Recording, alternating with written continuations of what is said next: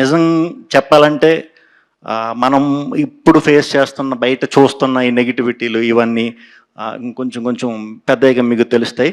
చాలా నెగిటివ్ ఎక్కువ వింటున్నాం అనమాట మనం అంతా. వాటిలోంచి ఓన్లీ ఇప్పుడు రిలీఫ్ ఏంటంటే మీ మేమర్స్ అందరేనండి.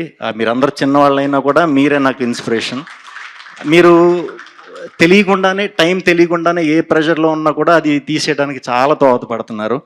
నేను చాలాసార్లు మిమ్మల్ని చూసి ఇన్స్పైర్ అయ్యి మీకు చాలా ప్రాబ్లమ్స్ ఉండొచ్చు, చాలా కష్టాలు ఉండొచ్చు, చదువుల్లో ఉండొచ్చు, బిజినెస్లో ఉండొచ్చు.